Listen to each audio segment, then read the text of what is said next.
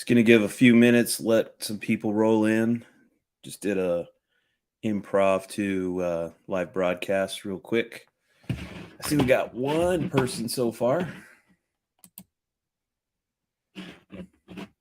Any left?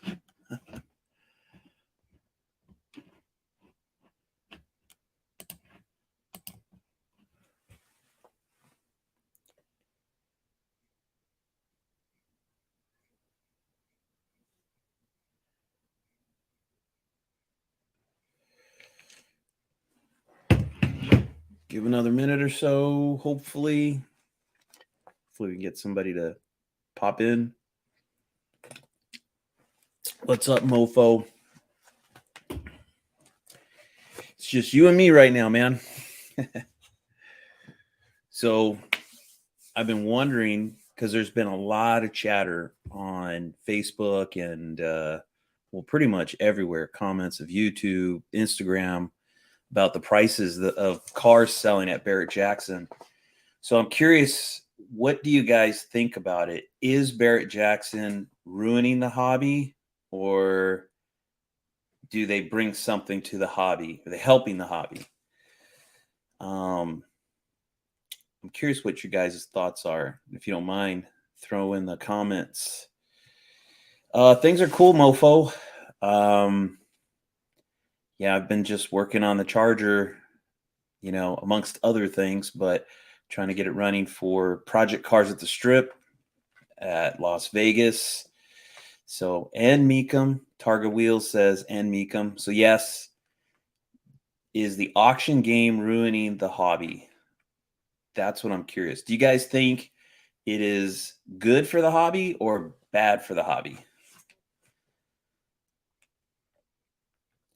I think a lot of it kind of depends. Like, if you're the seller and if you're getting tons of money for a car that you have and built, what do? Do you say, no, thank you, I don't want all that money? I don't think the car's worth that much. You should pay me less. I mean, nobody's going to say that, right? You're going to want to get as much as you can for it. But of course, I don't think you can deny the fact that it is driving up. Every time cars sell at an auction like that, it kind of resets the bar to that new high. And then, of course, everybody that watches Barrett Jackson assumes their car is worth just as much. I remember about a long time ago, maybe like 15 years ago, I went to a car club meeting in San Diego. And this girl came in with I think it was an early Plymouth Valiant slant six car, was her grandfather's car, original owner. He'd passed away, left them the car, and they were there hoping to sell it, hoping some Mopar person would want to buy it. And they were asking I think it was like 10 grand for the car. And it's like, to me, when I hear stuff like that, it sounds like, okay, you've been watching too much Barrett Jackson. There's no freaking way that car's worth that kind of money. And unfortunately, people just assume that, 64 Plymouth Valiant is the same as a Hemi Cuda convertible, and it's like not. All right, so Mofo says Meekum is bad. Doesn't know much about Barrett Jackson. It's kind of the same thing. It's all just, it's auctions, and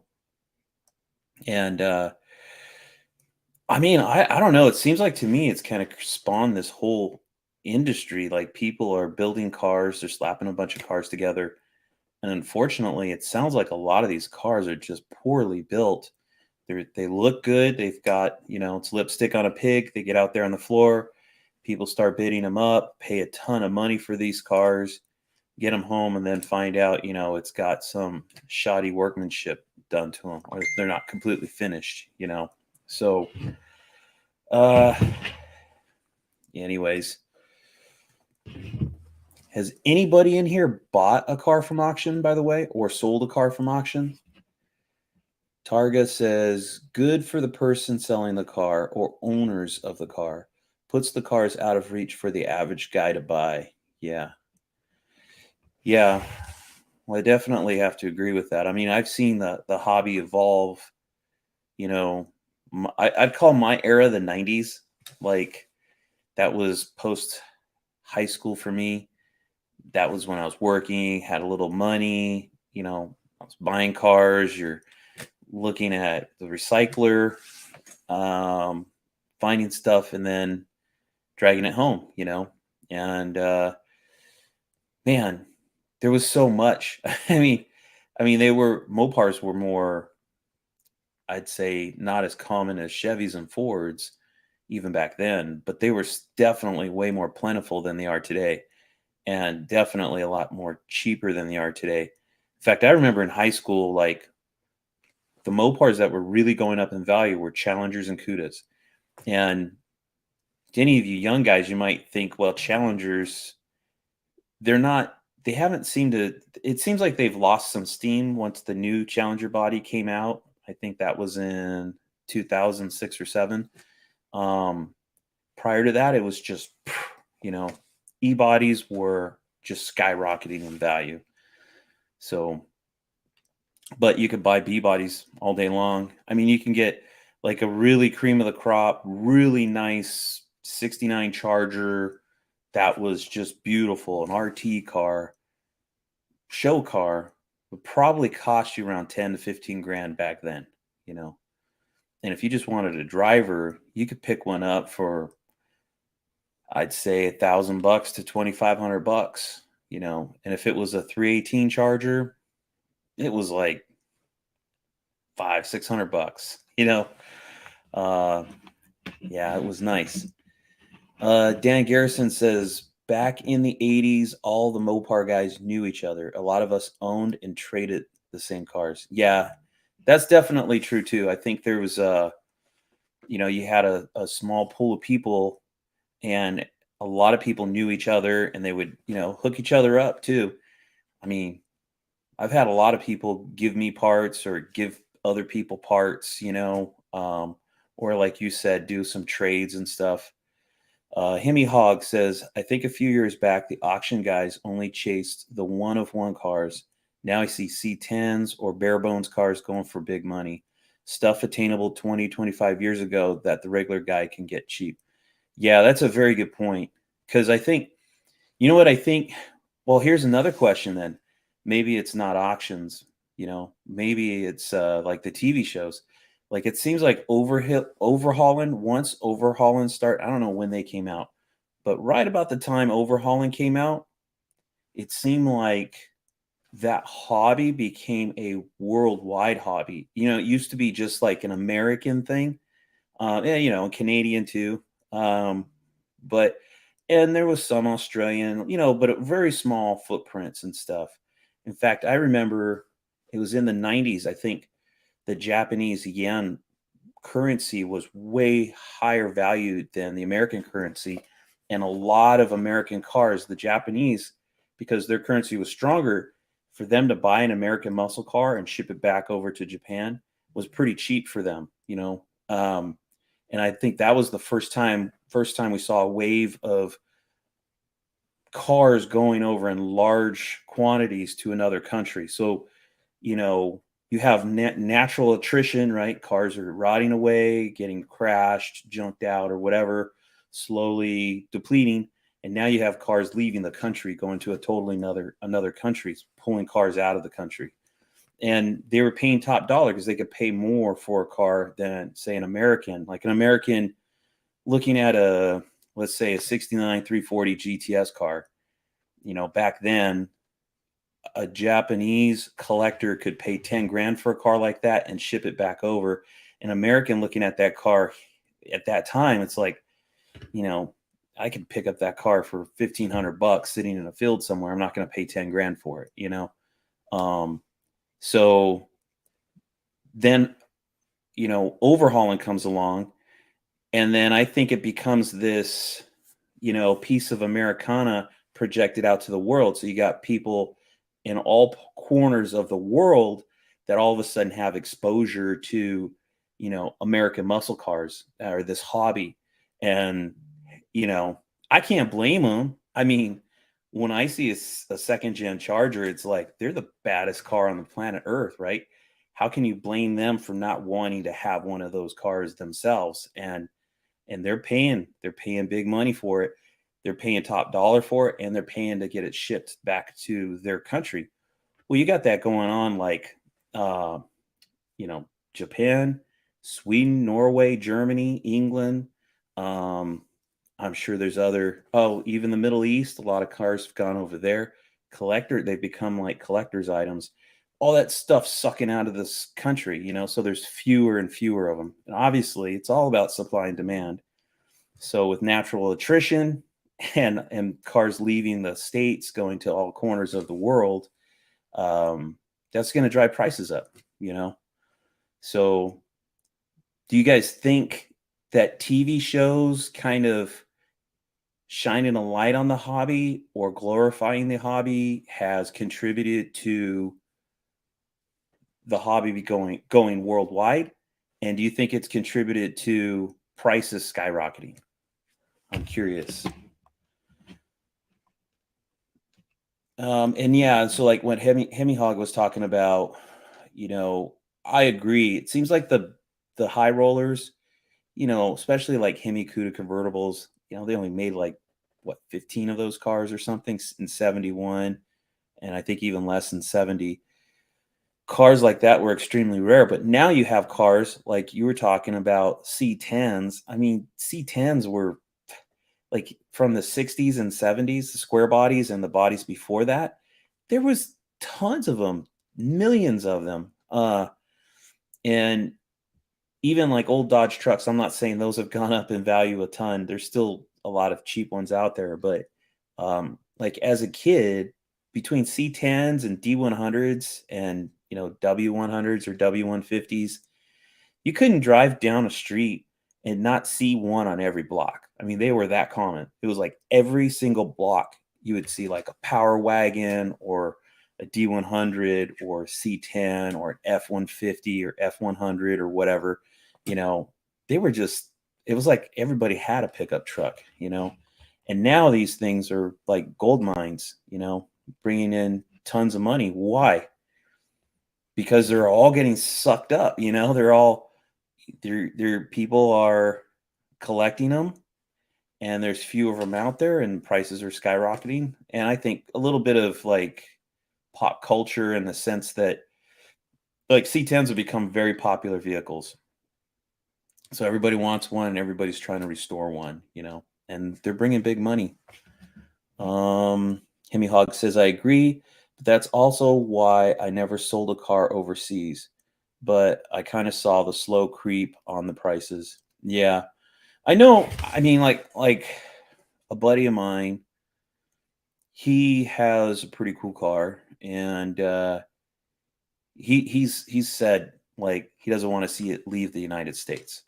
Like that would be a fear. He wouldn't want to sell it to somebody and have the car, or a foreigner and have the car leave the United States. But I mean, what do you do? Like, let's just pretend that car is a $20,000 car.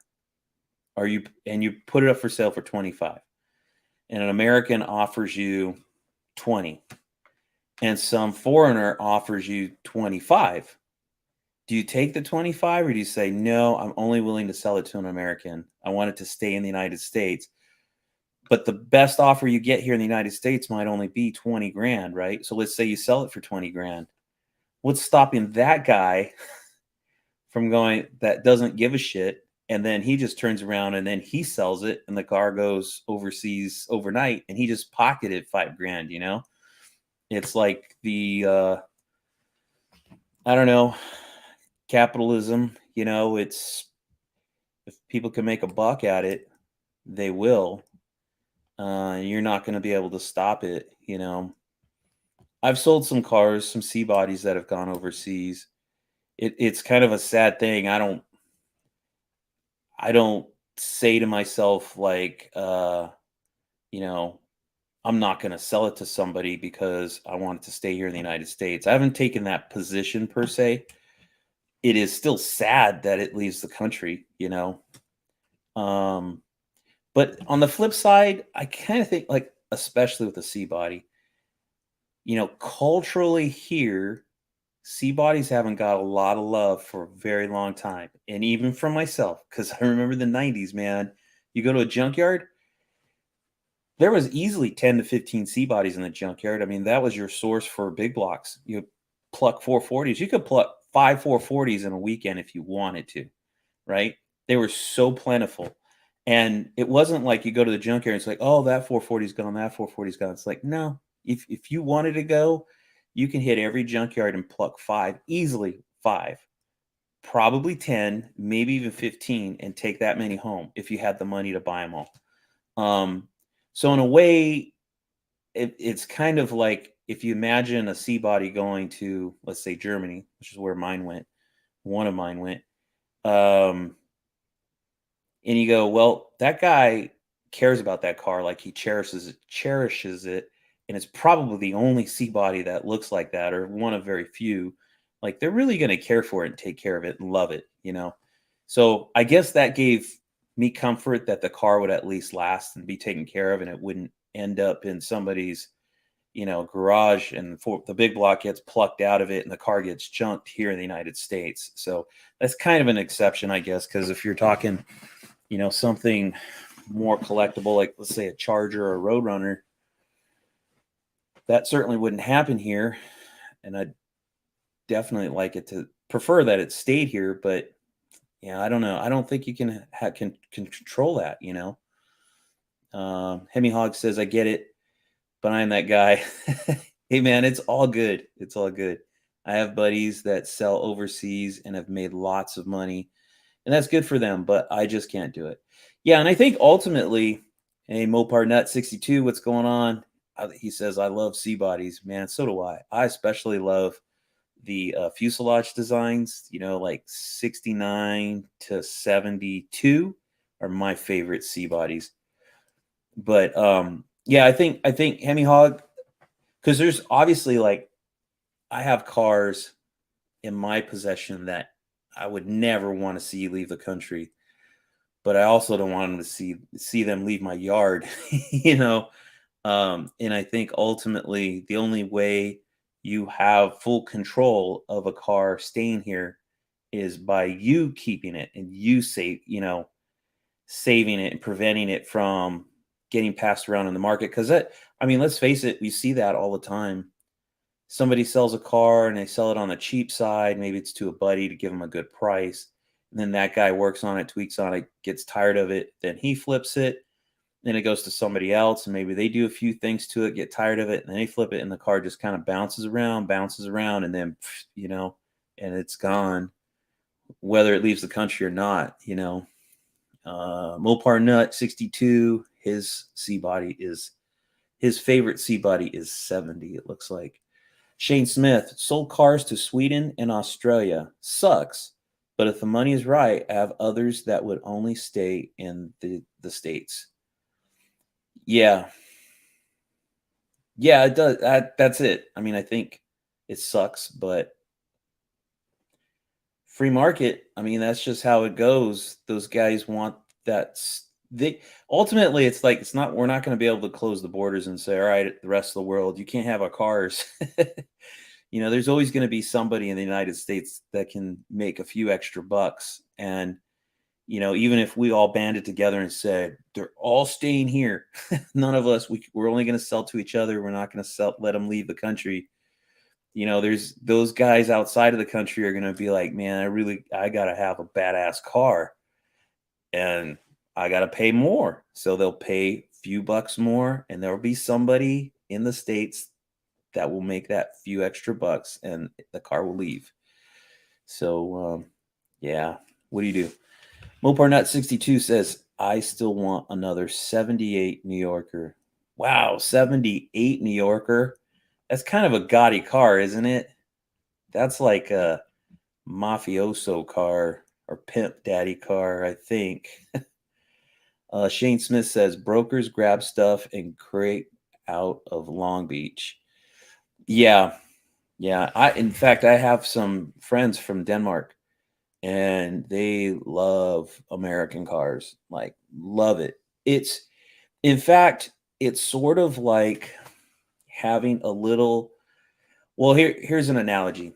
So my buddy, his grandmother retired and moved down to Mexico, right? Lived on the beach in Rosarita, or not Rosarita, San Felipe. And it was like this trailer park right on the beach in Mexico, but it was all Americans. It was a bunch of retiree Americans. So it was like you had this little footprint of America inside of Mexico. And it's kind of like that with my Danish friends. Like there's people in Denmark that love these American cars and they have them. And it's weird because they have, it's kind of an eclectic group, all makes, all models. The year range is really wide, like into the 70s and 80s and stuff. And they, because their weather's so cold there most of the time, I guess it's like 1 month out of the year is really nice. And they all come together for some giant car show and just basically party down and bring out all their rides and stuff like that. So in a way, it's like our little precious American cars are, have their American footprint there in Denmark. And I can assure you the cars there are well taken care of and well loved. So you don't have to worry about them being abused or disrespected or anything like that. Um, I guess who it hurts more is it just hurts us because the availability drives prices up, and of course there's less cars here for us to buy and afford. Um, so let's see. Shay Smith, they pay a premium to be drastically different. They don't care about gas by the liter. Yeah, that's another thing because I think my Danish friends usually say it equates to about $8 per gallon. I mean, can you imagine paying $8 per gallon and driving a 440 car? It'd be expensive. You would only be able to afford to drive it the 1 month, right? All right. Mopar Nut says kids don't even want to drive here in the United States. Yeah, I know. That's a weird thing. I don't get it either, dude. I think maybe that's part of, the digital world that we're sort of living in nowadays. People are living their lives through social media more than the real world. I mean, I couldn't wait to get out of the house. My car was my freedom. I was like, first chance I could get my permit, I was on it. And first chance I can get my license, I was on it. And I was driving as soon as I could. So it's different nowadays. They're cool with just being chauffeured around, but they don't have nowhere to go really, I guess. Like we had places to go and see and shit. Now they just go online and look at it. You want to go to the beach? Why go to the beach? I can just go online and look, you know. I don't know. Is there any young guys in here? What do you think? Um,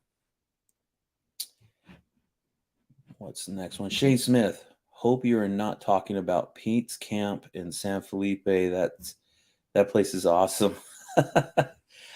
You know what? Maybe I don't know what it's called. I don't remember it having a name when we went because. And here's a story. I don't know if I want to tell that story. All right. So my buddy's grandma lived in San Felipe. It's got to be the same place because I don't think there was a bunch of different like trailer park American colonies there. I think this was the only one. But I remember when we were driving, it's a freaking hell of a drive. But when we were driving, I remember seeing a 70 Challenger RT. It was a drag car. I mean, it was all stink bug, had big slicks underneath the back, parked in a carport on the way down. Also, when we crossed the border in TJ, it was a 68 Dodge Charger orange driving around. I remember it was missing a tail light. you know, uh couldn't do that here in California anyways, but and then this is a drinking story.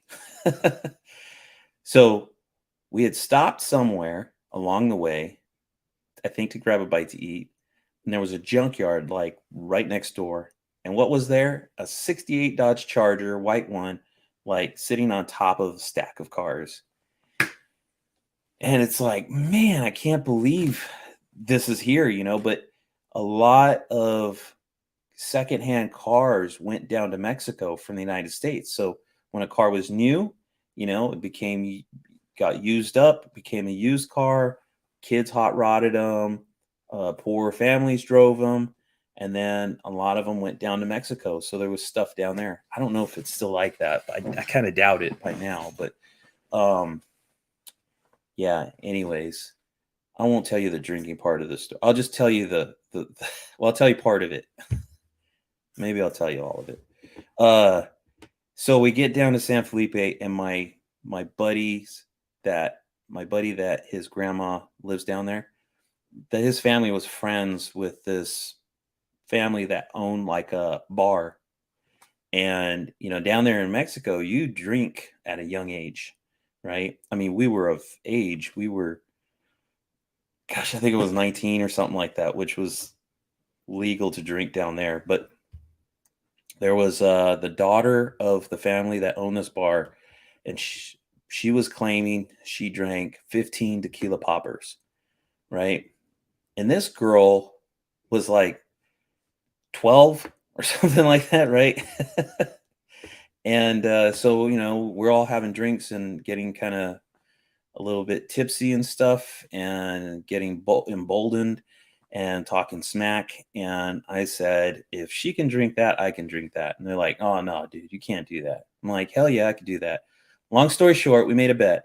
And I said, if I can drink 15 tequila poppers and walk home they made a stipulation, without throwing up all the way home, meaning his grandma's house on the beach colony, which was maybe a mile walk, then they would buy me that car, that Charger, in the junkyard. But if I didn't, I threw up along the way. Um, I don't know what I lost. I don't remember. Maybe it was just them making fun of me.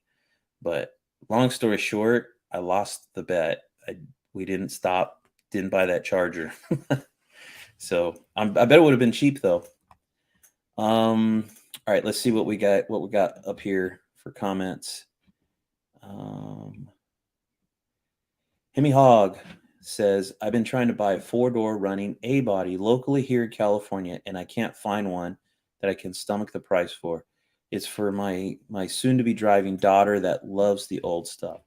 Very cool, dude.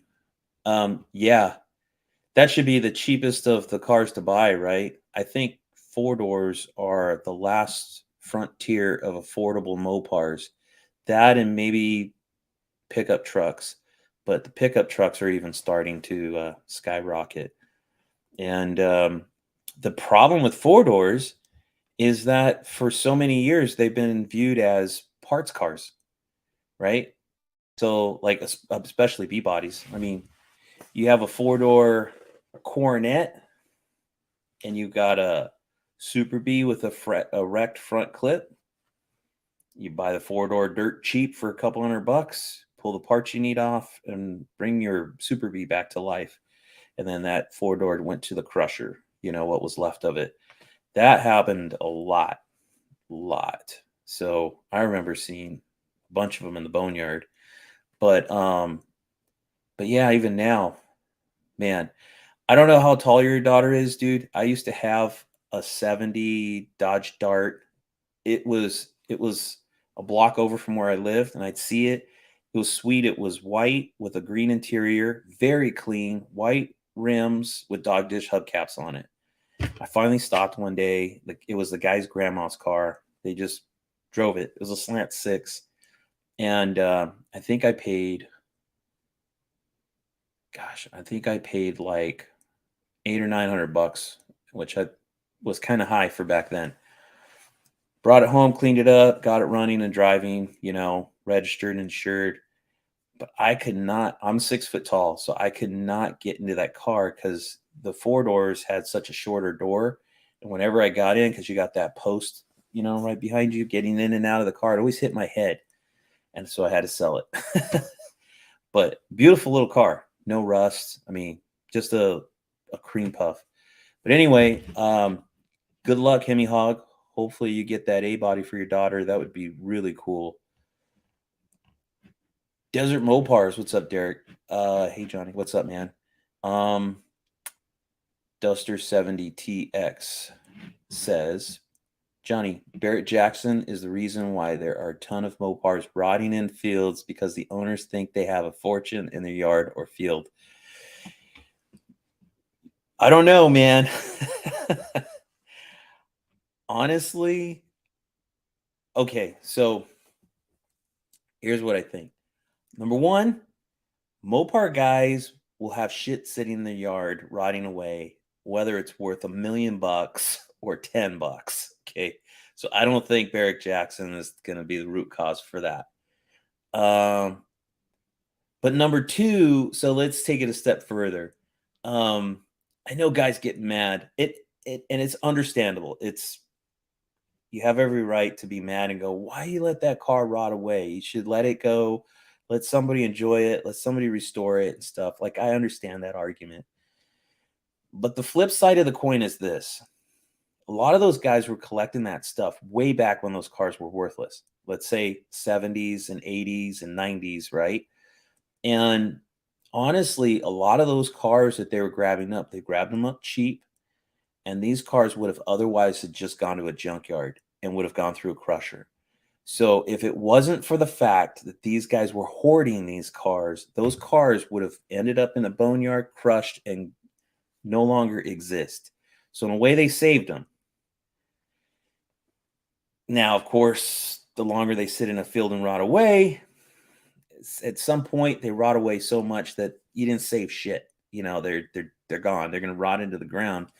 Maybe if anything, they saved parts from them, and those parts can go off to save other cars. So I'm not saying there's a right or wrong here. I'm just saying that there's a middle ground. You know, maybe it's a good thing some of these guys have hoarded these cars over the years, but it's also a bad thing that they don't let some of them go, or they don't, take care of them better. So I don't know. Mopar Nut says stink bug street freak. Duster 70 TX says, Shane Smith, are you Shane Smith and the Saints? Mopar Nut 62. Guy from Mexico just bought out the inventory from a junkyard down the road from me. They got it all. Wow. That's crazy. But you know what? It wouldn't surprise me. There's a lot of like restoration stuff because that's another thing, unfortunately, labor costs is really expensive here in the United States. And you've got, I I can't even imagine. I have a friend that has a shop, and I can't even imagine. I mean, the hourly rate is so high, and it's not that, he's overcharging you. It's that the overhead is so expensive between, insurance, rent, electricity, all the utilities and stuff. I mean, it is insanely expensive, and a lot of guys are actually sending their stuff down to Mexico to get restored because everything's so much cheaper, labor, overhead, everything, So it wouldn't surprise me if some dude down there basically bought his own junkyard and is moving it down to Mexico. Wouldn't surprise me at all. Joe's Mopar mess. What's up, Joe? Hemi Hog. There is an old police four-door satellite for less than $4,000 here in California. Dude, there you go. Man, what are you telling him for, Joe? I want to buy that car. No, I'm just kidding. I don't have the money for it. But that sounds like a sweet car. And dude, four-door, you could fit in if your daughter's 6 foot anyway, or taller by chance. She doesn't have to worry about her hitting her head on an A-body roof line. Okay, let's see. Shane Smith. My philosophy is the best Mopar is the one I have not found yet. It's getting harder. Yeah, definitely getting harder. And they're still out there, man. I mean, you got to keep you got to have more money. Like let's face it, the game's changed. Prices are freaking higher. You got to be able to pony up more money for things. And you got to keep your eyes peeled, and you got to network. honestly, I heard Freiberger talking the other night, and somebody had asked him, "What's the best way to get into the hobby, affordably?" And it's networking, because it's getting in with some guys, and a lot of these guys they might have 3 or 4 or 5 cars, and maybe someday one of those cars that's a project car sitting in their backyard, they decide they're not going to ever get to it, and they might sell it to you for a lower price than what you would pay, out on the free market. So that's definitely one way to go. Um, Soaring Eagle. The hoarders with a yard full of cars are now being forced to clean up, scrap, or sell their cars, or get heavily fined by the EPA and county seats all around the area I live. I just bought 2. Dude, cool for you, man. That's cool that you were able to score a couple. But yes, I don't know where you live. Where do you live? I'm curious. I live here in California, and they are hard on old cars, man. If you live like in a housing tract, they have HOAs, and um they're like freaking Nazis, man. All you need is that one Karen neighbor, and I in fact, tell you a quick story. My my wife had bought a new house. This was 2004, and we lived there, and I had my 69 Roadrunner parked in the driveway, and it leaked, from the windows in. So when it was raining, I threw this rubber tarp thing over the top of it, but it was only big enough to cover the cab, so it didn't cover the front of the car or the back of the car. Some freaking jack off freaking reported me, and then we get a notice, and they call it your abandoned vehicle in the driveway. You can't park cars. You couldn't even park the car. You can't store a vehicle in the driveway. It's like it's freaking runs. I don't know what you guys are talking about. Anyway, I had to park the car in the garage, but uh yeah, you certainly couldn't get away with, like, in that neighborhood, you couldn't get away with having, say, 3 or 4 or any more than that. I mean, they would totally um go in there and take your shit. In fact, my buddy Eric, this was in the 90s. His next door neighbor was a tow truck driver, and his neighbor called him and said, "Hey, dude, they're doing abated vehicles." So some guy had a piece of property, and it had like 15, 20 cars on the property. And whatever it was, the city basically told him, you need to do something with your cars or we're taking them. Now, I don't know what happened. I don't know any of the details, but whatever it was, they went in there with like 15 tow trucks, and they went in there and just grabbing cars and taking them off to the junkyard, just taking them to the scrapyard. So the tow truck driver told my buddy, "Hey, dude, if you want any of these cars," one of them was a 69 California Highway Patrol Dodge Polara with a 440 in it. It was still black and white. A tree had fallen on it, so the roof was crushed. So my buddy gave the tow truck driver guy like $200, and he grabbed the car and he took it to my friend's house. It would have went to the junkyard in the crusher. It still did, but my buddy pulled the drivetrain out of it. He wishes he kept the car today, but he pulled the drivetrain out of it and junked the car because of the roof being crushed. But yeah, that guy, whatever all those cars were, they were all old cars. Not, it was only the one Mopar, but everything else was old too, and gone, erased from the face of the earth. Also, my sister had this boyfriend. He's a dumbass, but anyways, his dad, who was a cool dude, had a business of basically crushing cars. And I'm actually curious, Soaring Eagle, if you're Native American, because we have Indian tribes out here where I live, and I guess like a couple of them were warring on each other, or at times, and they would burn each other's cars and stuff like that. So the tribe would hire him to come in with like this portable crusher, and so these burned cars they would just pile them up and crush them, right? But a lot of cars on their land would just get abandoned. Like they would drive and break down, they just leave them or whatever. And so he would tell me about all these cool cars that like old 50s Cadillac, 60s, all kinds of cars, and they would just freaking crush them and just crush them. They couldn't save them. Like once it went through the system, I don't know, like through the tribe, and then something with California, I guess, where it's like that VIN is out of the system or something. But unfortunately, that's the world we live in. Targa wheels. Just saw the episode that Freiberger mentioned you when putting the 440 back in General Mayhem. Sweet. Thanks, man. Yeah, that was cool. That was cool of him to mention me.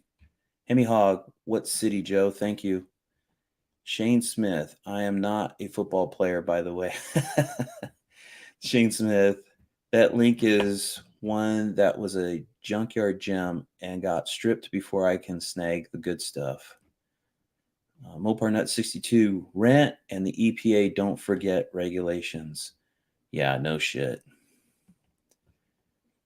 Yeah, they're kind of they're well, I don't know. It's California is weird because like they are Nazis in a lot of ways, especially when it comes to old cars. And then yet like we're fortunate enough that anything 1975 and older, we don't have to smog. So that leaves things open for us to do whatever modifications we want, like hot rod type stuff, headers, all that kind of stuff without, ever having to, go get any kind of an inspection or have to meet any smog requirements or anything like that. So anything 75 and older, you're good. And then also too, I've seen a lot of stuff where if you lose the title on a car in other states, it sounds like it's a real pain in the ass to get a title. But in here, California, oddly enough, it's really simple. All you have to do is go fill out a piece of paperwork that says that the title is lost, and then you can get a new pink slip for the car. You got to do a VIN verification. You got to bring the car in, and you got to explain like, hey, I bought the car from this guy. He's the rightful owner. Title's lost. I'm buying it from him. Blah blah blah. And you're golden. All you need is really a bill of sale, and you can get a pink slip again for it, which is good because that keeps that car from like in those other states. It sounds like a lot of times those cars just get parted out and crushed. So we get to save them and bring them back to life. MG says EPA is killing us here in California. I'm gonna guess you have a later than 75 car, huh? What do you got, MG? Joe's Mopar mess. It's a sweet car. If I didn't have two cars I'm working on already, I would get it. He's talking about that ex-cop car, four-door, satellite. I think he said satellite, right? Or Belvedere. Shane Smith says that link was a 73 Duster slant 3-speed, lots intact. Camp Base. Hello, Johnny. What's up, Camp Base? Dan Gerritsen says, I know of a few great deals, but they're few and far in between. Most definitely, man. Things are honestly, it does seem like, you got a network, man. You got to, like word of mouth, like, hey, I'm looking for this. And then somebody, like Joe's like, yeah, hey, I know where there's a B body 4-door over here, Joe says, nice poster, Johnny. Yeah, dude, that was a blast. By the way, Joe came out with us to Verona when we did that Battle in Verona event. That was pretty cool. Soaring Eagle says NC. I'm not sure what that means. Well, probably referencing something we said a while ago and I forgot. Sorry, Soaring Eagle. Desert Mopars. There are so many variables. Of course, all the BE bodies are fetching ridiculous money, but there are still a lot of fun A bodies, trucks, and some cool C bodies even that are affordable. Yeah, definitely. In fact, I don't know. So I have a buddy, Jeremy, who works at a junkyard, and part of their, I could be misspeaking, right? But my perception is that part of their thing is they have normal cars coming in and out of the junkyard, get parted out, get scrapped, whatever. And then they do a lot of old school car deals. So Like, I know right now he bought, I mean, him and his boss, the junkyard, basically bought a huge hoard of Mopars, and I think there's a nice array of like nice cars, valuable cars, not so nice, not so valuable, maybe parts and stuff like that. His channel is called Shade Tree Vintage Auto on YouTube. If there's anybody, and he's up in Utah, so if you're in that neck of the woods and you're looking for a car, and I would say like a lot of the prices I've seen on the cars they've listed, they seem reasonable to me. Now, don't get me wrong, like 69 Chargers are still gonna fetch a ton of money, and they're gonna sell them for, market value. But I would say a lot of the stuff I've seen they've had for sale has been pretty reasonable. So go check out Shade Tree Vintage Auto, my buddy Jeremy. Tell him Johnny Mopar sent you, and just keep your eyes peeled on stuff he's posting, because he does like a little walkthrough. They'll have a bunch of project cars in there too. And man, I'm telling you, there's been a couple of cream puff like Dusters and Aspens or Valaris and stuff like that. Really clean cars. Uh, but yeah, so I agree, Derek. I think it's really hard to get into the B body, E body game. But if you keep your eyes peeled, you can still find an affordable A body or pickup truck or C body even. Don Garrison says the guys I can't stand are the collectors for profit. They're ruining it for the guys trying to get started. I have a buddy that has 3 super rare Mopars and he drives them constantly. Well, I'd say if you're driving them, that's great. Yeah. Yeah. I mean, it's not me. I wouldn't want to have a really nice car and a collection and then never drive it, or buy it just to watch it go up in value and sell it.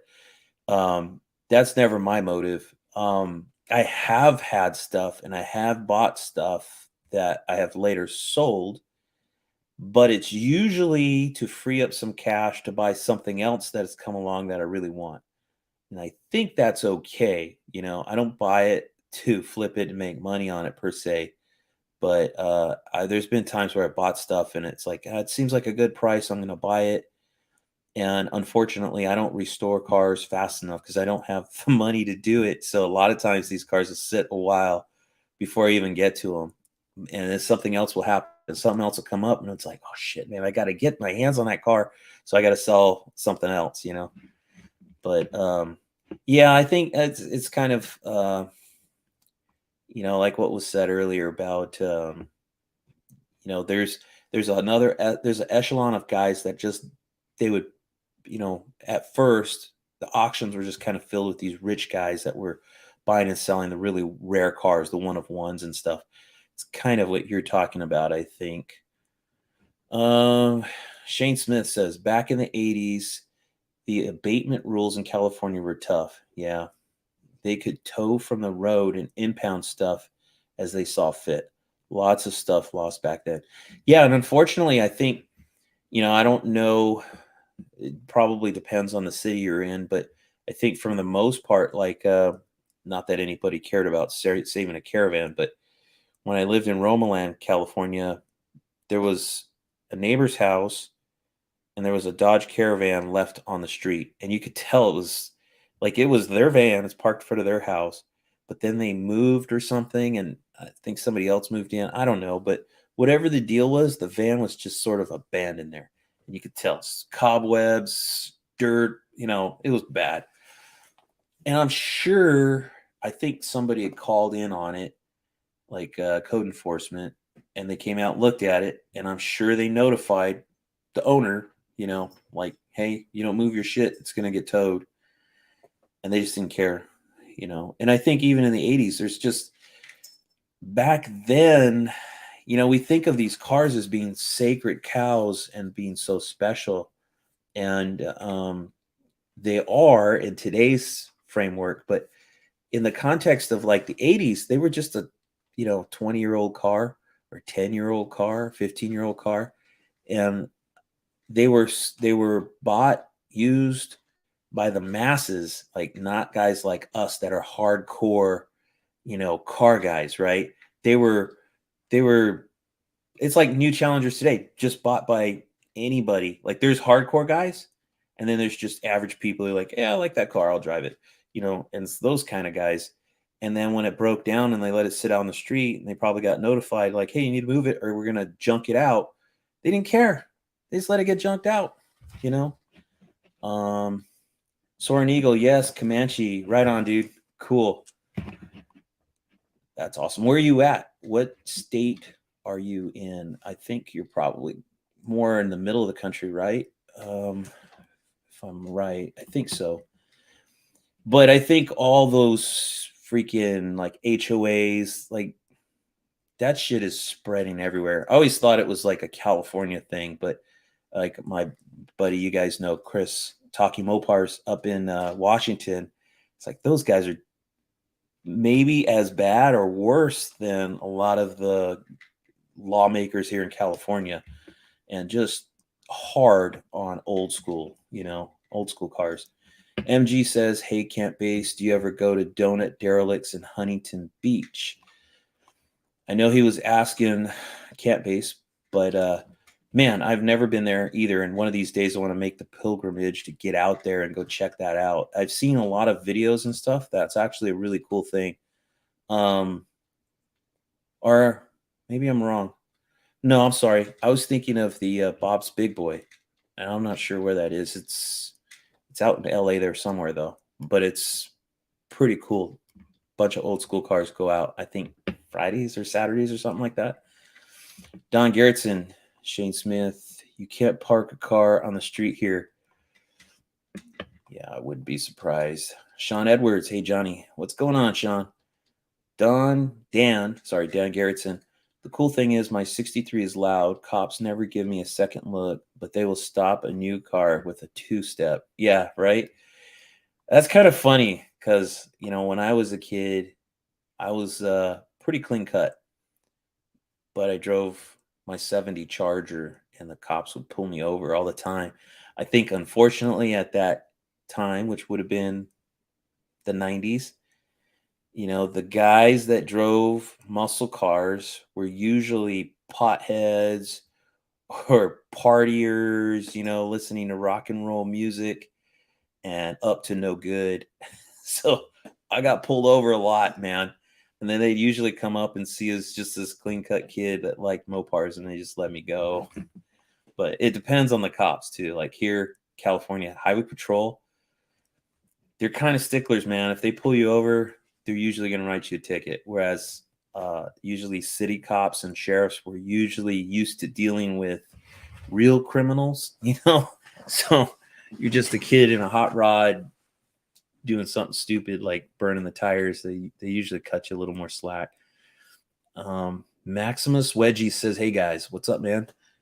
MG says, I have 69 Roadrunner black and white. I sent you a pitch last year, believe. Okay. I don't remember it, MG, but I'm sure it was badass. Oh, 69 Roadrunners are always badass.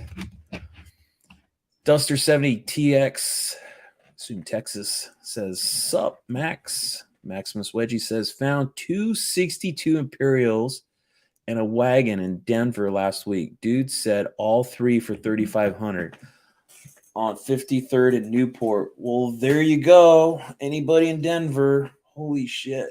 3 of them, man. That's freaking cool. 62 Imperial. That is a big tuna boat. Trying to think if the 62 had its wings clipped. I think it did by then. I think that was no more fins by then.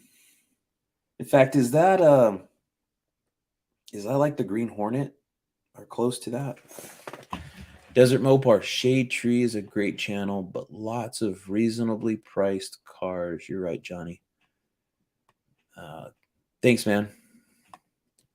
Yeah, go check out Shade Tree Vintage Auto if you're looking for stuff.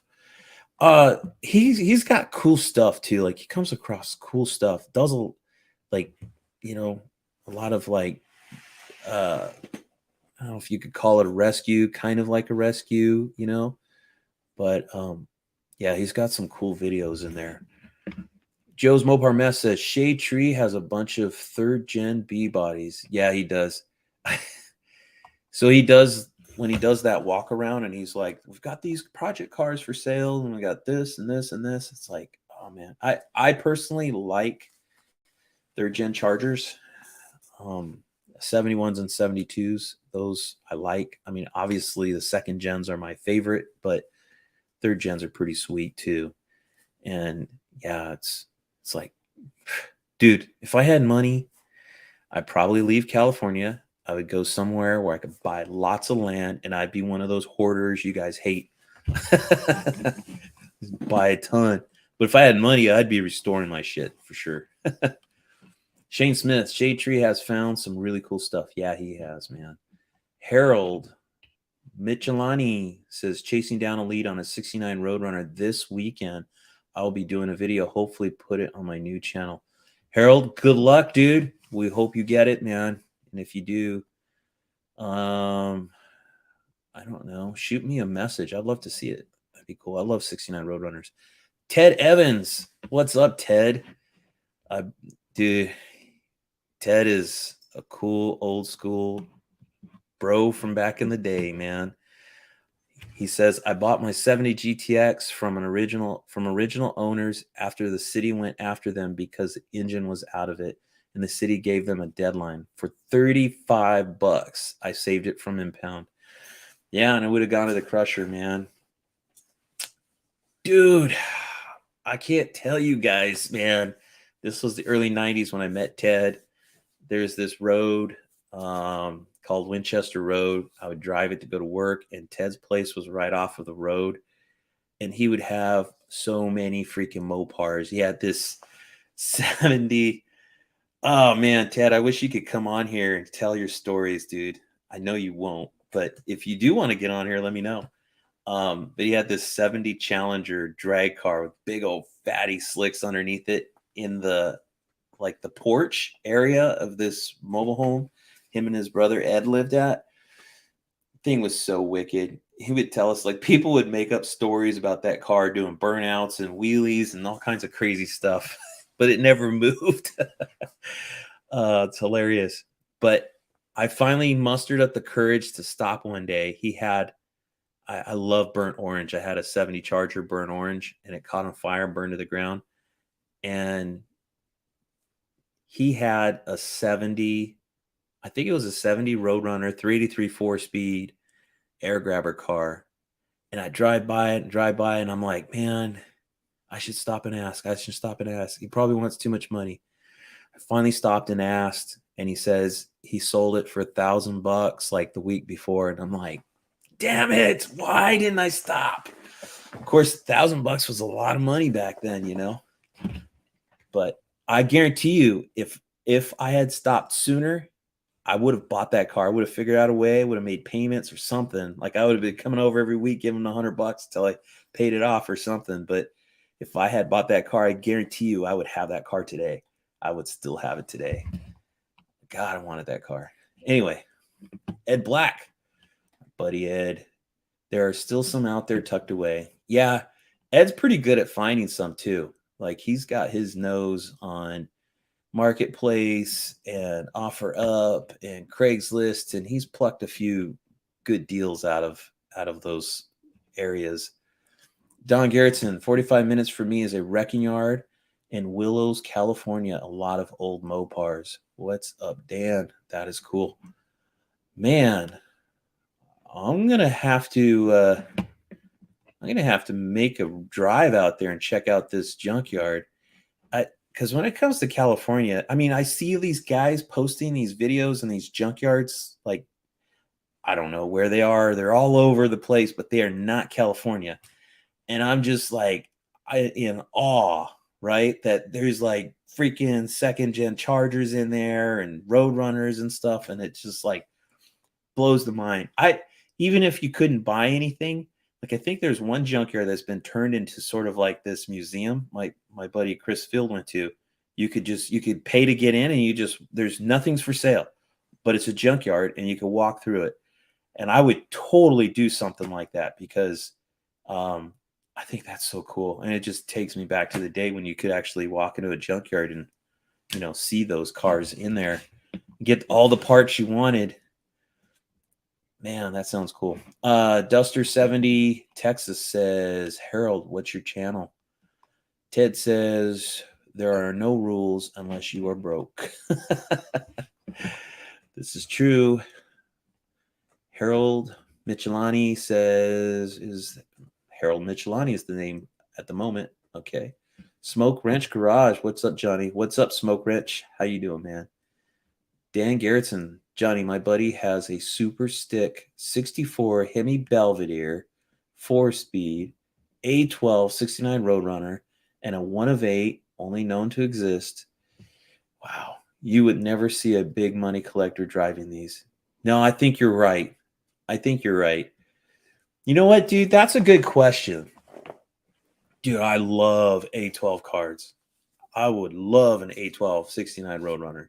Okay, so here's the question. Now, if you had that car and it was, let's say it was restored, okay, would you drive it? Question to everybody, not just you, Dan, but like, if you had an A12 69 Roadrunner restored, would you drive it frequently? I'm not going to say daily. I think that would be ridiculous, But let's say you drove it to car shows. You didn't trailer it. You drove it. You drove it to cruises frequently. Man, I think I would.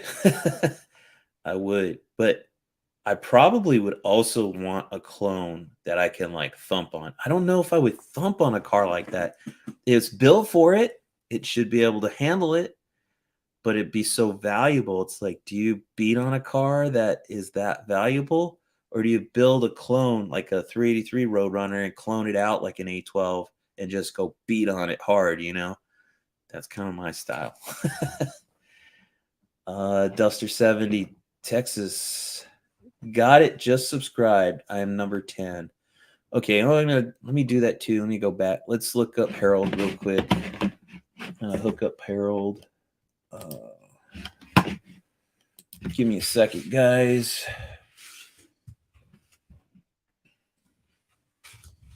Harold. Michemiloni.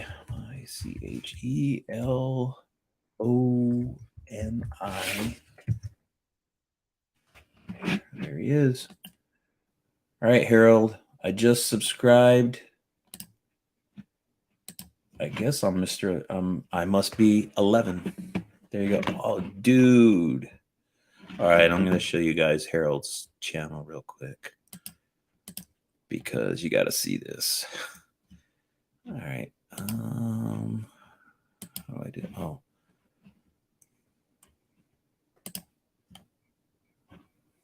Share screen. Share screen. Boom. Check that out. 69 black GTX. Dude, you got a sweet car. So you guys well, I'm not gonna tell you to subscribe or not subscribe. If you think that car is cool. I know nothing about your channel yet, Harold. I haven't watched any videos, but you got me intrigued. So I subscribed. Badass car, dude. That's sweet. All right. Where am I at? Smoke Wrench. Okay. Harold said, thanks, Duster. Can't base. It's difficult to get a car. Lots of competition for every car. Yeah, man. Especially B bodies and E bodies. It's hard. It's why, I mean, you really gotta, what's sad too is I have a friend for the longest time. I mean, he's got himself a Charger.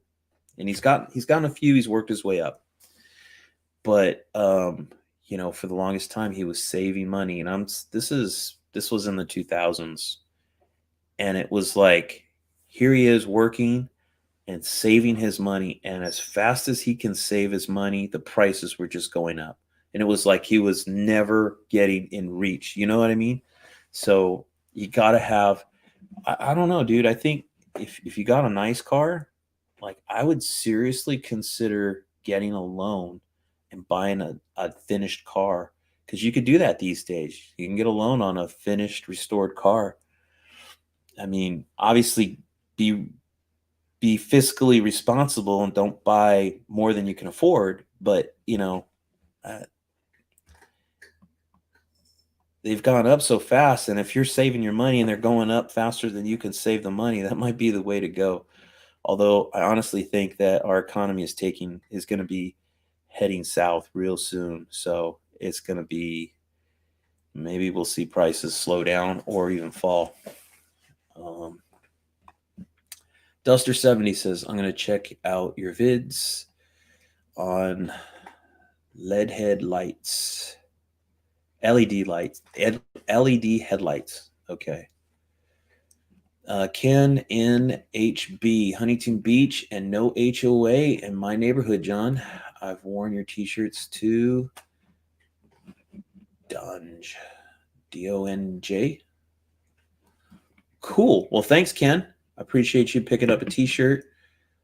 And lucky you, dude. I actually don't have an HOA where I live right now. So so far I'm cool.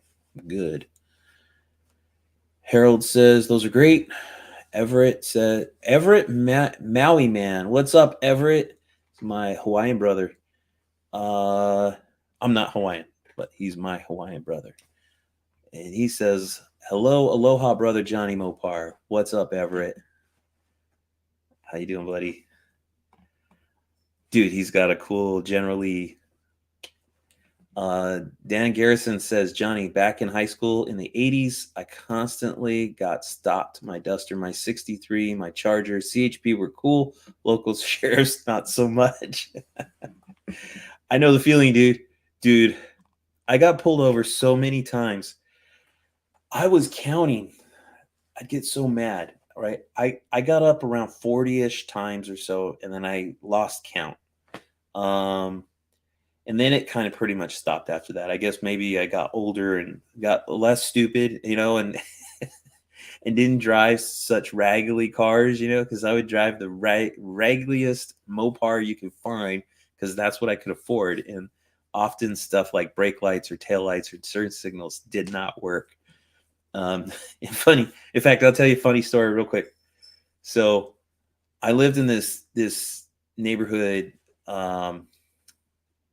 called Quail Valley. All right. I bought this house.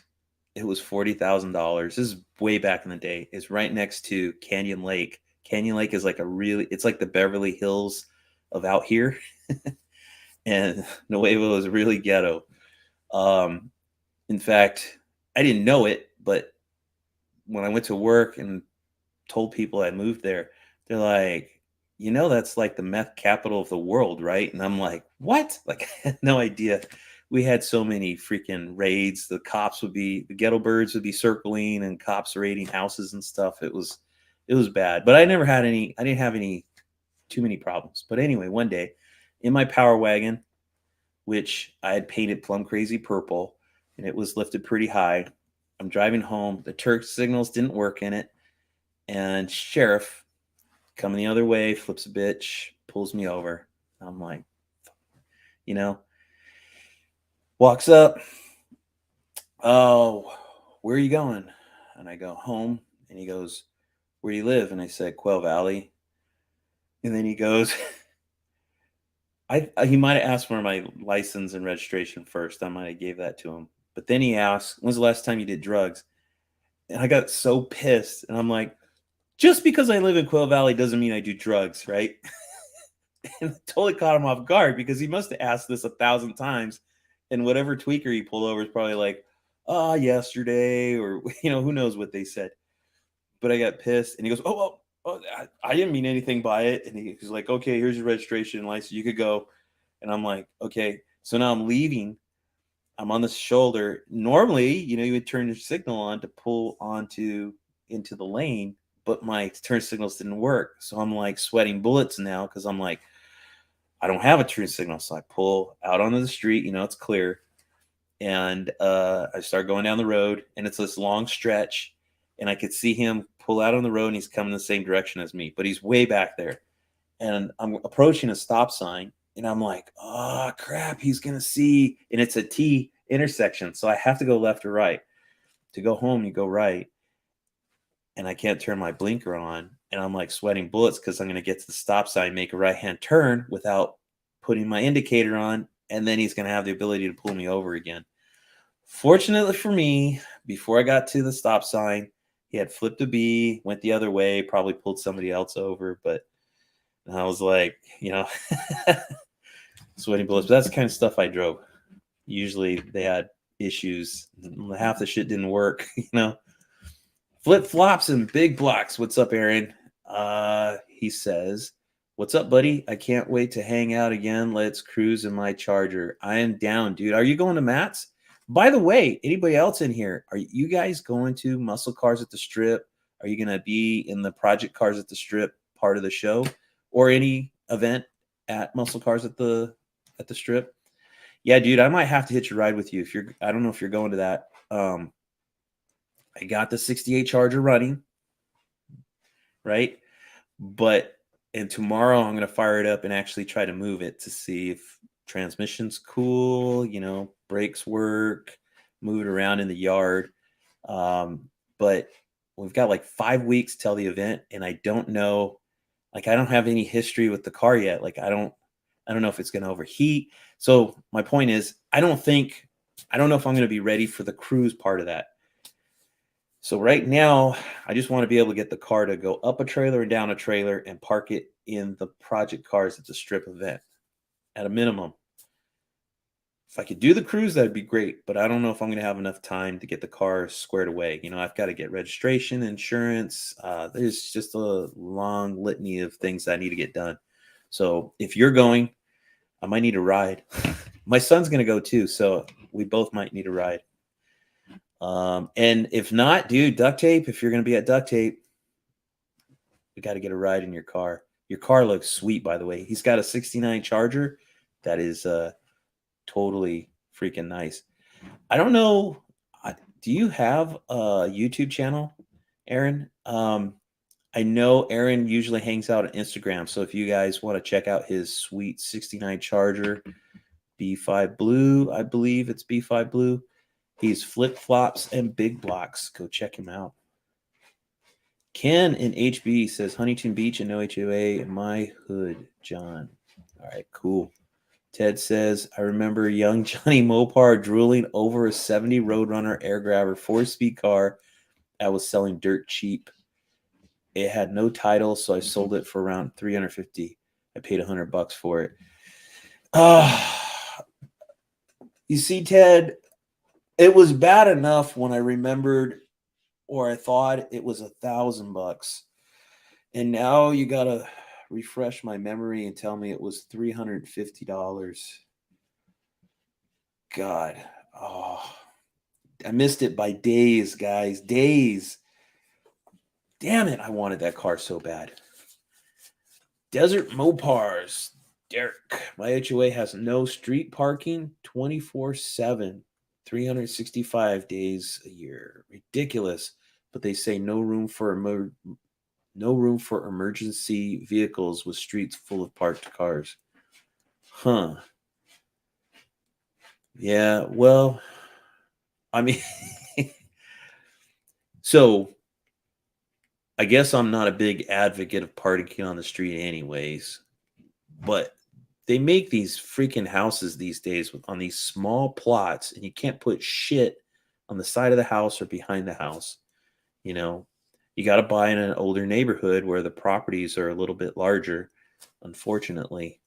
But yeah, these newer tracks, like out here where I live, all the new housing tracks, they're bitchin' houses, huge, 2-story. I mean, gorgeous, gorgeous houses on the inside. There ain't shit for a yard on the outside. It kind of sucks. Not that I can afford a new house anyways, right? Ted says, LOL, it was only $350 and it was in the recycler, no title. Yeah, and like I said though, even back then, you could get a title. All you needed was a bill of sale. If Ted had written me, if I had bought that car and he just wrote out, I, Ted Evans, sell this car to Johnny Mopar, I could have got a title for it, no problem. Got to get a VIN verification too, but I'm telling you, Ted, I would still have that car, man. Ted says that Challenger that I was describing in his porch, the Challenger was fast for the day, ran 1030s at 130 miles an hour. Yeah, that car was badass, dude. And that's fast. I know the bar has definitely gone higher these days, but man, 1030s is hauling ass. Don Garrettson, 45 minutes north of Sacramento. Dan! I was actually born in Sacramento, and I moved to Southern California when I was 5. And my dad had a 68 Dodge Charger, 444 speed data car. It was a late production build Charger. So it was like, they call it Charger Red, I guess. It was basically a spring color only. It's kind of like a dark orange. Freaking sweet car. But I think he blew a hole in the piston, broke a piston or something. Car sat in the backyard, and when we moved to Southern California, he sold that car for $300. I've been trying to find that car, man. I've put posts up so many times with the VIN number, hoping like somebody would say, I have the car, but it's yielded nothing so far. So I hope that car is still alive somewhere. I would love to find out what happened to it. So if any of that rings a bell, definitely let me know. Tony's Hot Rod Garage. What's up, Tony? Hey, Johnny. Just stopping by to say hello. How you doing, buddy? Saw your video the other day working on the little Ford motor. The 428, was it? I'm not that great with my numbers, remembering my numbers for other makes and models. Desert Mopars. About the A12. Yes. All right. Derek would drive it. MG says, drive it. Duster 70 Texas says, Hemi Hog, how about a 67 Valiant? There's one here in Texas, White House. It's on Marketplace. What? 67 Valiant's a cool ride. Is it 2-door or 4-door? I don't think it matters to Hemi Hog. He was looking at 4 doors, so. Tony's Hot Rod Garage. Hell yeah, I'd drive it. Mother Mopar built him to drive. Right on. Harold says, check out how I drive my GTX. You got a video of that? All right. We might be ORPG in which you write your own story instead of following a link. Last year, more people were won over. We're going to watch this, guys. It started a movement, a momentum. It's only a minute and a half. Uh-oh. Sorry, I did not like that.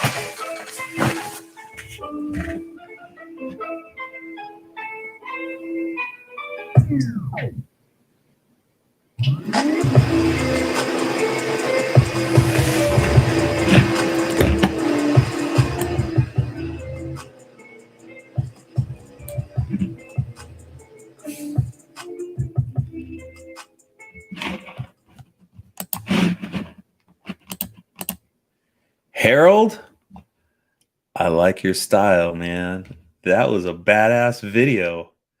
I'm glad I subscribed now. That was sweet. Man, that was some good footage, good cinematography and stuff.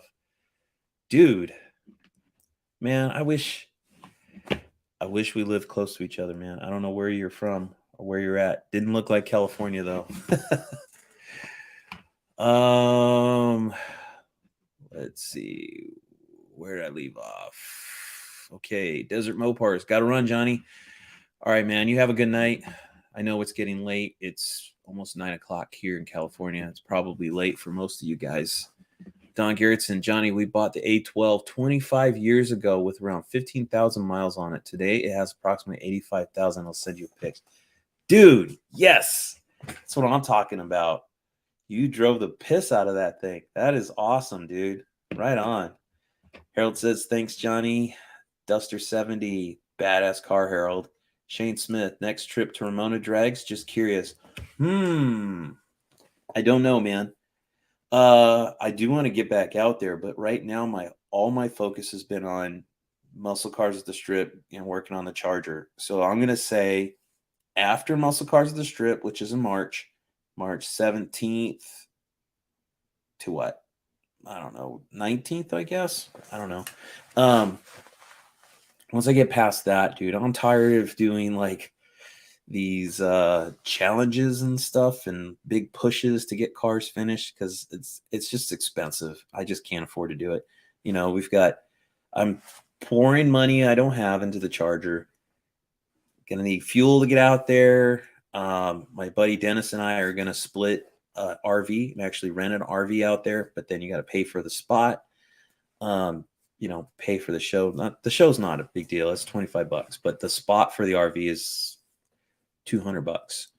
So anyway, it's starting to get expensive. So I need to chill out, but I do want to get the Duster back out to the track. I need to make some tweaks to it, play with it, and yeah.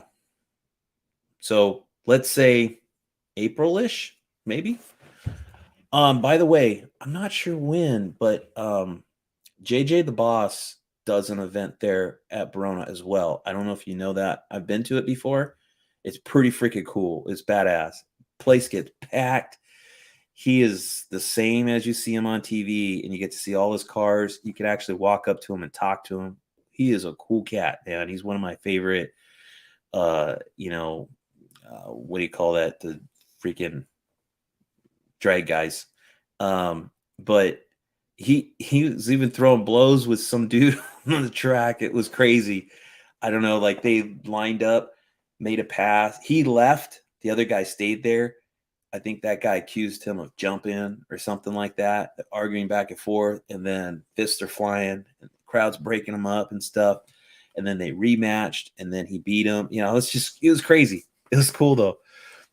And it was cool because my son, like I don't know, we still have the dollar, but he took dollar bills, and I don't think it was his signature. Like maybe everybody in his crew signed dollars, and then he was running down the fence, like throwing dollar bills over the fence. The kids are all running for the money to grab it. So my son, I'm like, go get one. So my son went and grabbed one. It was pretty cool. He's a cool dude, definitely cool dude. So look out for that, and I definitely recommend going to Verona for that. And they also do a nostalgic drags in Verona. That's also an awesome event. Although I have not been myself, I've seen pictures. It's pretty cool. Target says I would daily the A12. Nice. Ted says Harold just got me to subscribe. Yeah, that video did it, dude. Dude, that is a freaking badass video. That is good. Shane Smith, Woodside Credit Union in Newport Beach does financing. A couple of guys I have sold to have done that. Nice. Yeah, dude, I'm telling you. I think it's something to consider, man. I think it's something to consider. Duster 70. Oh, I can talk to you about total restoration on an A body. Harold says my first car was a 70 Super B 446 pack, 4-speed, plum crazy. I bought from original owner in '84. That car sold at Mecum 2 weeks ago for $170,000. I sold it in 1990. Dude, Ted had, I know at some point, I think it was Ted, had a yellow, it was before I met him and knew him. And I think I saw him at a car show swap meet in Riverside, and he had a '70 Super B. I think it was yellow, lemon twist. I think it was a 383 4-speed car. I freaking wanted it so bad. I don't remember what he was asking for it, but it was, it's money I couldn't afford. But the Super B, '70 Super B, one of my favorite Mopars, and it's my unicorn, man. It is the one car I've never owned. I've come close. I've had a '70 RT. I have bought a parts car '70 Cornet 4-door for the RT.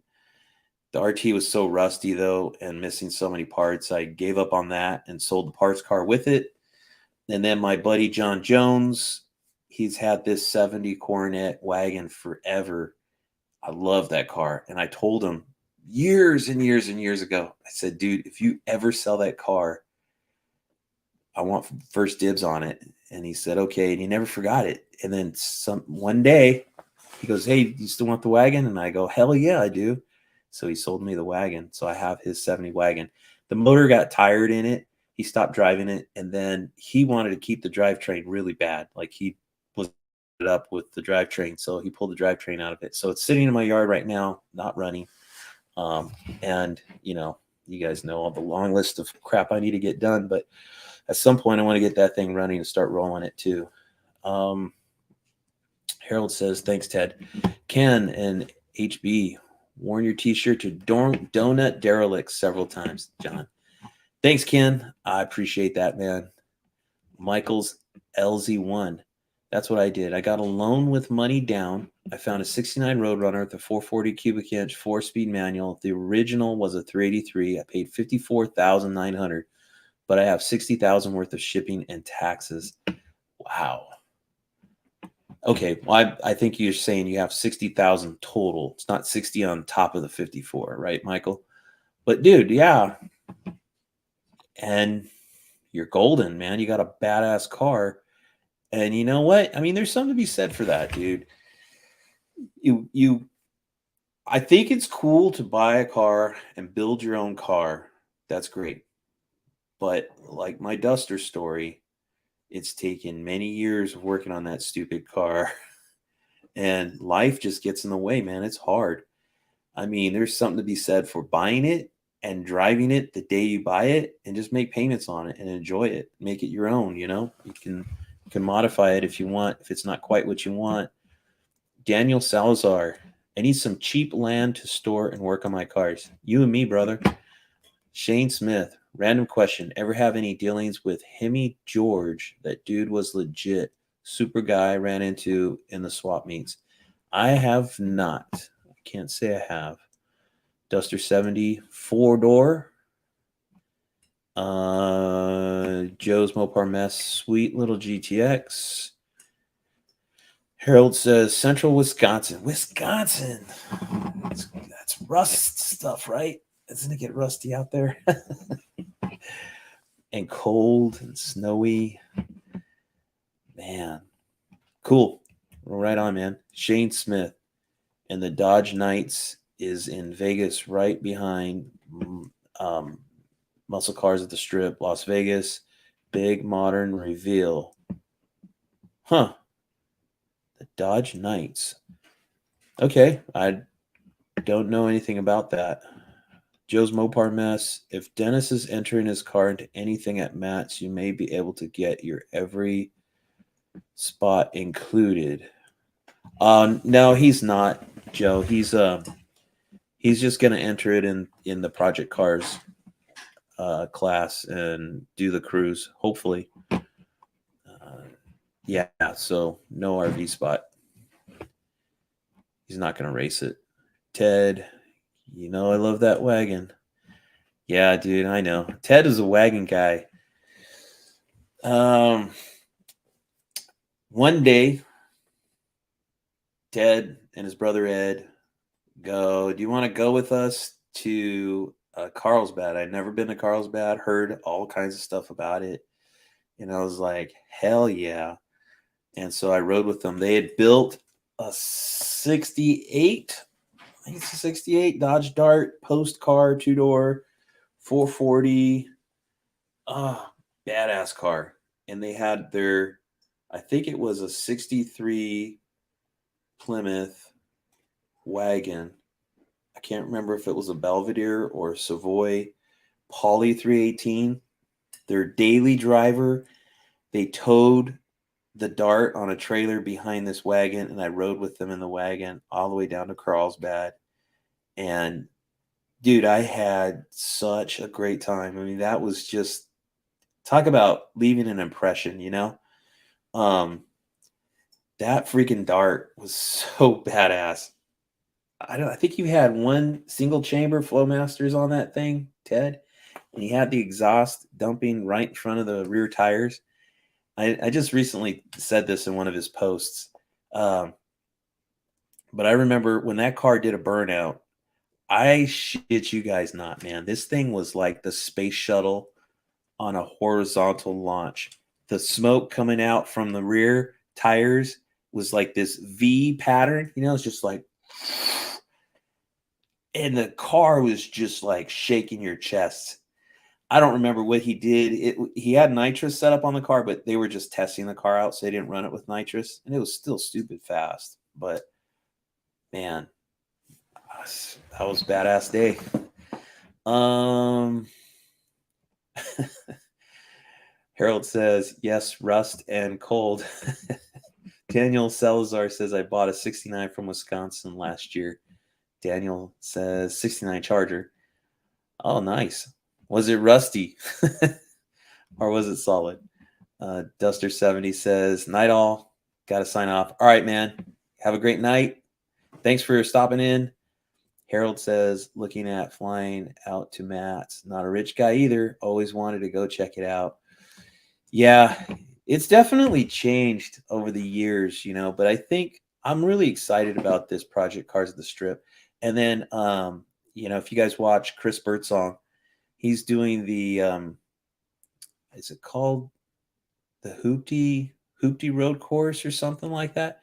But he did it last year, and it's pretty cool. I mean, there wasn't really any Hoopties out there. There was some ratty Mopars out there. Like there was a sweet Challenger. I think it was a 72 or so. You know, like different color door and stuff. And then Birdsong's cars, he had Patina out there.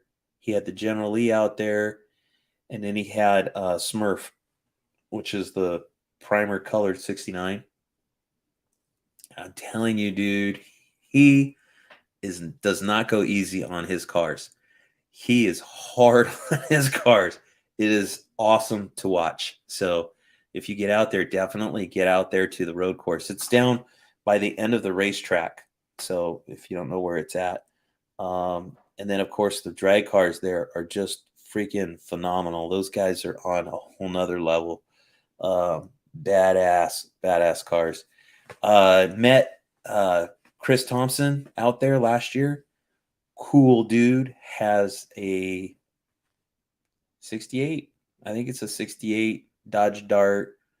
It's got an aftermarket block, small block Mopar turbocharged, just stupid fast. He was running, I think at that, when I was standing there, it ran like an 830 in the quarter mile. You know, wheels up. I mean, just phenomenal. Badass. Yeah, Harold. So, dude, if you do come out, swing by, man. Say hello. Look for the Charger. It's the patina looking Charger 68 QQ5 or QQ1. Sorry, I was confused. My 69 I used to have was a QQ5 or Q5. Harold says, looking at, okay, said that already. Joe's Mopar mess. I'm entering the autocross and getting my RV spot included. The autocross says there will be pro drivers you can ride with. Ooh, yeah, I forgot you had mentioned that. So I'm kind of curious. I wonder if that is because you know what they used to do at Muscle Cars at the Strip when the Chargers, the LX platform Chargers, 300Cs, Challengers, I guess, when they all first came out, this is probably 2005 to 2000, late 2000s or so. Dodge used to be out there and they would have those cars and you can ride with pro drivers and go around in this road course. It was pretty cool. I didn't actually get a ride, but would have been cool if I had. Maybe they're doing something like that. I don't know. Harold says, whereabouts, Daniel? He's asking about where you got the Charger in Wisconsin. Daniel says, very rusty. Yeah.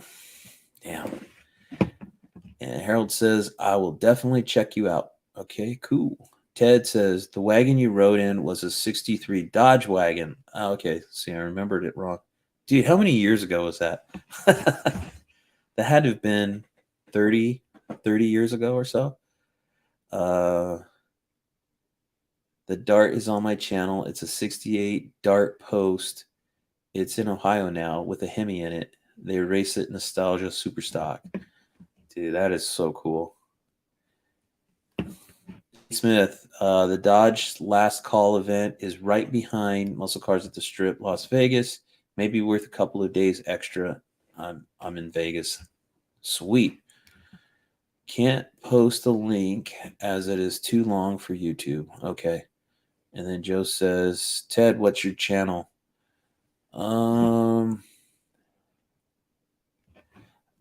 Ted, do you have a YouTube? I mean, you've got to have a YouTube channel, right? It's probably that, Ted Evans. Let's look it up.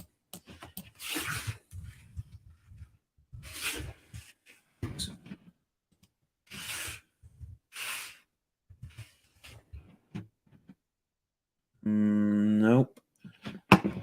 So I know Ted is on. He's probably just on Facebook. I'm gonna guess. I gotta log in and shit. All right, I'm not gonna bother right now. Oh. Anyways, yeah, Ted's got a badass. He's got some badass footage of that Dart. All right, guys. So it's been 9 o'clock. How long have we been on here? An hour and a half. All right. Well, I think we're going to go ahead and call it. Thanks for everybody stopping in. It says should just be Ted Evans. Well, I'm looking up Ted Evans. I've noticed they put my old name, which is Mad Cow. Let's see.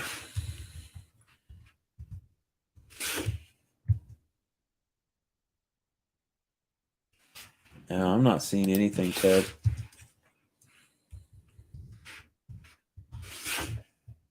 This is on YouTube, right? Oh, okay. I see you. Let me see this.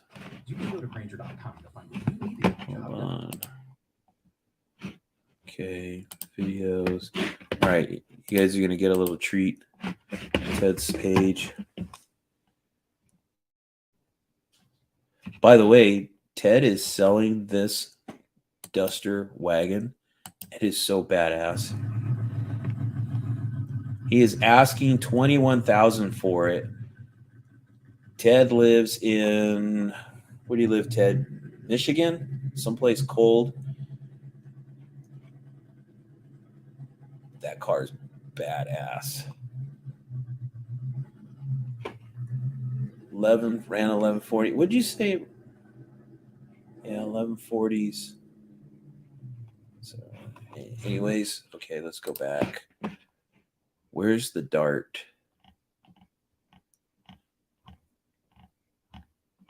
By the way, Ted does a lot of building, fabricating body parts for dirt track cars. So that's why he's got a lot of dirt track stuff in here.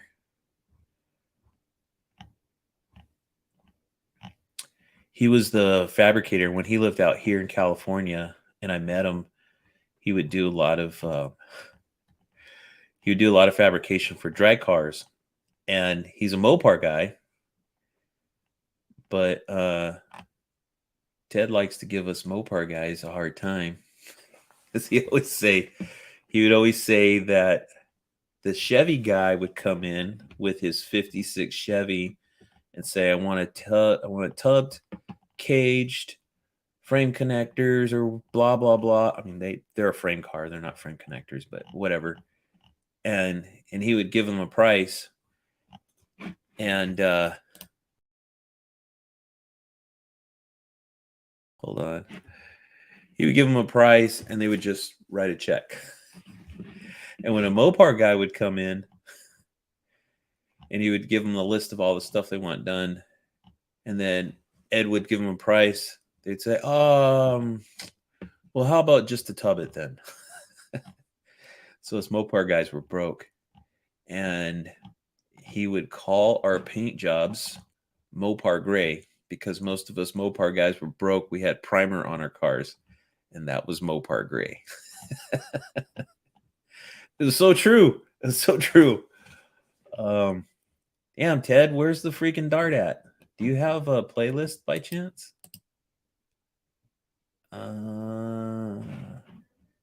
Is this it? Introducing the hide and seek from Belroy. A traditional wallet on the outside, it hides a few tricks on.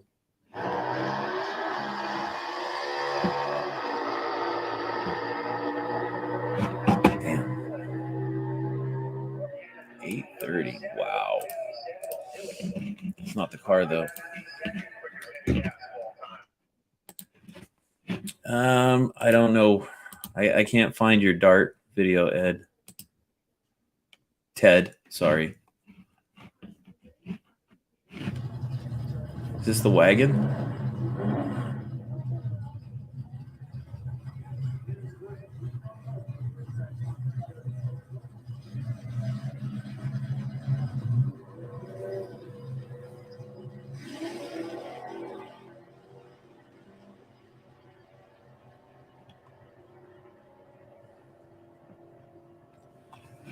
All right.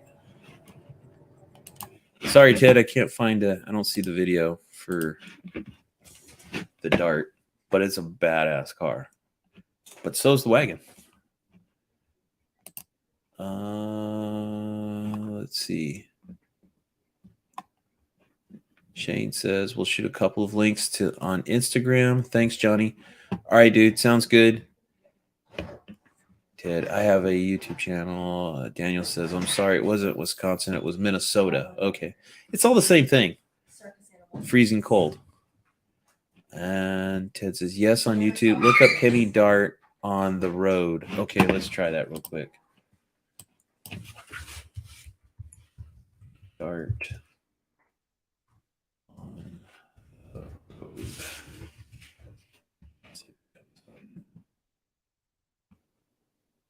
Yeah, all right. Here we go. You guys are the diehards. You get to see all the cool videos. Check this out. This is the dart.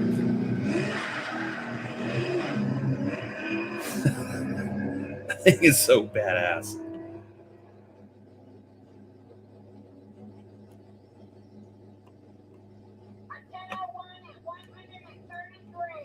$10.01.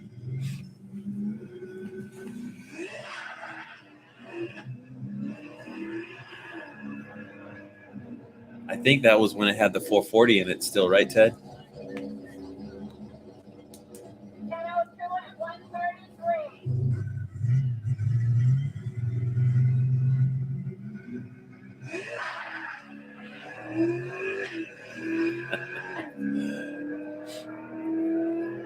Was that like a half second you lost right there in the line? You just hear the tires just whoosh. That's badass. Okay, let's check this one out real quick. Commercials. It's easy to do what's delicious.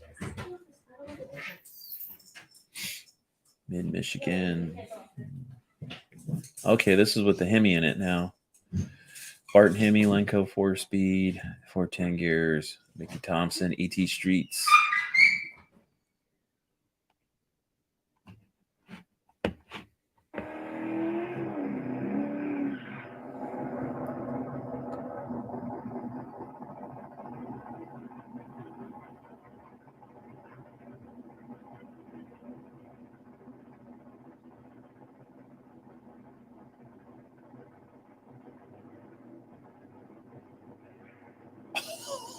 Dude, that is a killer wheelie.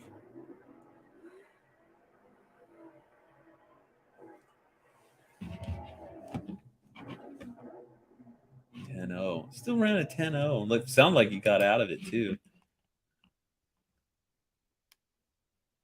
Oh, this is another car Ted owned, I think, for a short time, right? Right, Ted? This the War Pig.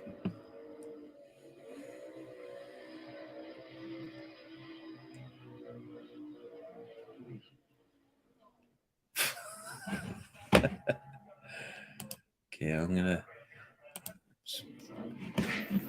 skip ahead.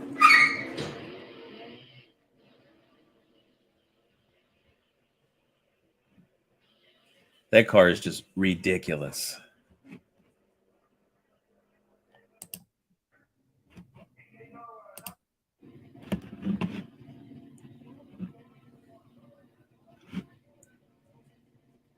Damn, 13 years ago. Went 741, 198 miles an hour.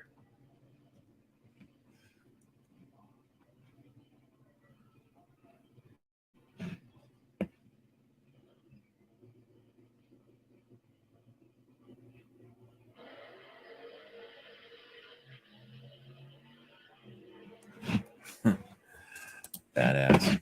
All right.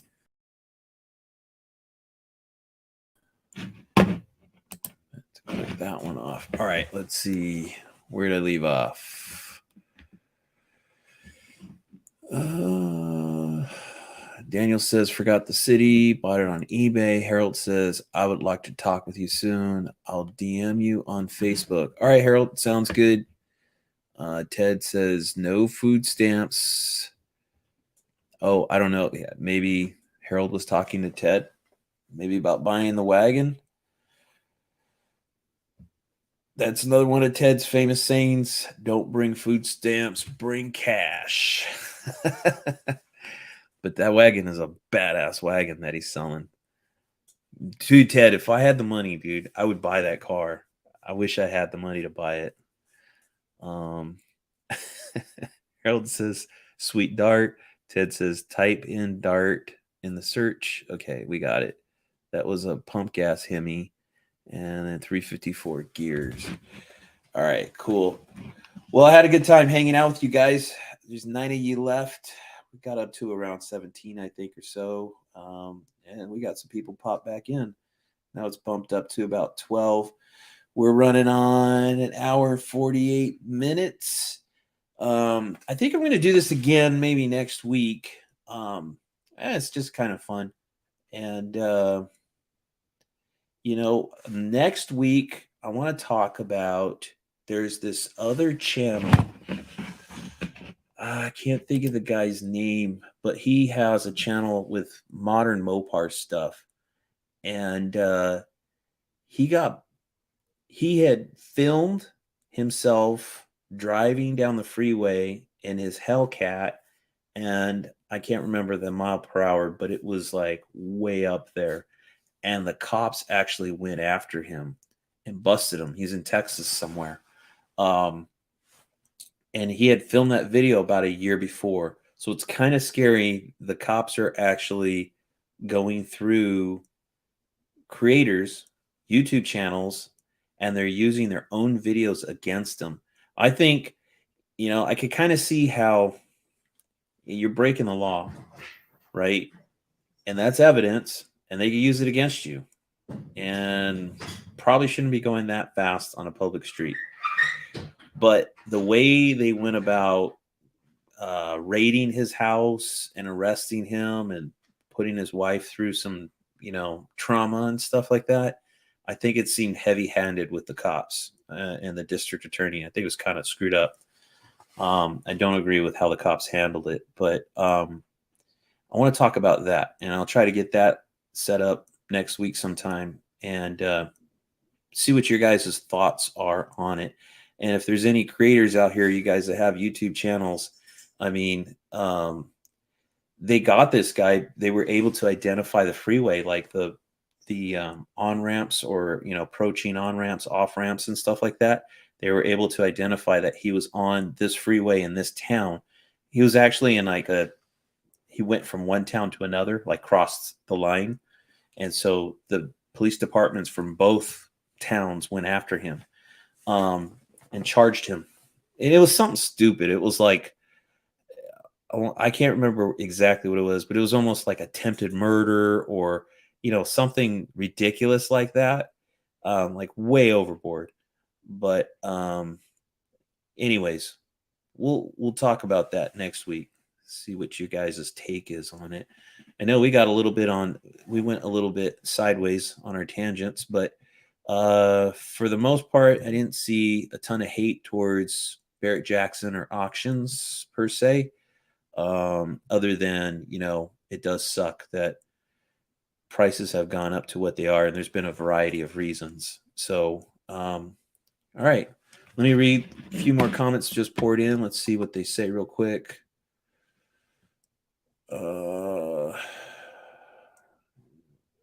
So Ted said it was quiet with the Hemi and 4-inch Flowmasters. The black wagon is in the UK now. That one that's like stupid fast. Daniel says, I have a channel 2, original content coming soon. All right. What's your channel, Daniel? Is it just your name?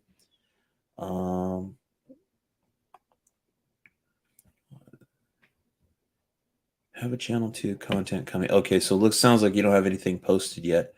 Ted says it ran those numbers in the 90s, all steel, working power windows. Well, Daniel Salazar says, right now I have a bunch of Mopar videos. Harold says that video is not me. Hand orange covering eyes. LOL. Daniel says, search Vanishing Point 1996, and it's called Bagel. Vanishing Point. Oops. Let's see. Let's look real quick.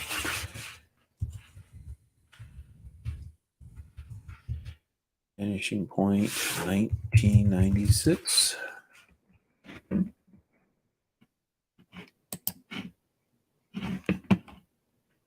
I think this is actually Vanishing Point. Yeah, that's. Oh, it says Bagel. What is?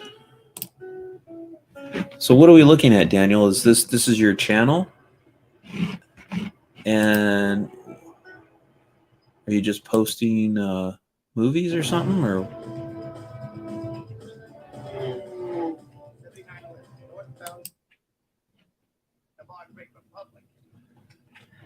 No, looks like it's a movie. The Bill of Rights is as forgotten as the Dead Sea Scrolls. All right, I'll subscribe. Let's see what else you got. Videos. All right, you got some super birds up there. Looks like you got some interviews. All right, cool. We'll check it out.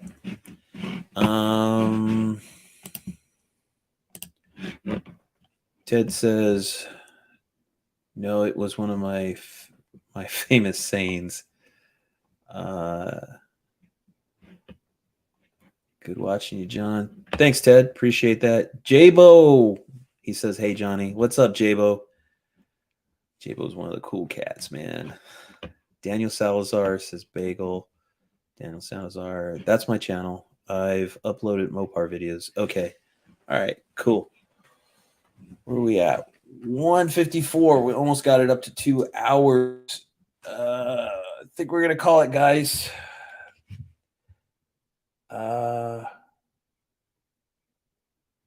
Had a blast hanging out with you guys. Appreciate all you guys stopping in and commenting and stuff. Good conversation. And let's do this again next week. We'll hang out probably on a Thursday. That way we don't interfere with. There's a lot of other guys that do lives, and usually Friday and stuff like that. I don't want to force you guys to make the choice. So hopefully you can stop by on a Thursday. Although, if you happen to see this, if you guys prefer on the weekend or Friday night or something like that, let me know. I'm kind of curious. after this video goes live, you can put a comment. I think all these comments will disappear, but then if you make comments after the fact, I think those stay and I can see those. But all right, Joe, see you. Appreciate everybody. Yeah, no problem, Harold. Anytime. Daniel says those are my classic episodes straight from the DVD. Right on. You're probably going to get copyright strikes at some point, buddy. But just letting you know. I don't know how all that stuff completely works, but good luck on the channel. And some of you guys, Harold, your channel looks pretty new too. So good luck on your guys' channels and stuff like that. You guys ever have any questions? Not that I'm any kind of expert because my channel is still a small channel. But I definitely have learned a lot to get to where I am right now. And if you guys have questions, you want an opinion, reach out. I'm totally cool with sharing my opinion. All right. Catch you guys later. See you later next week. Bye.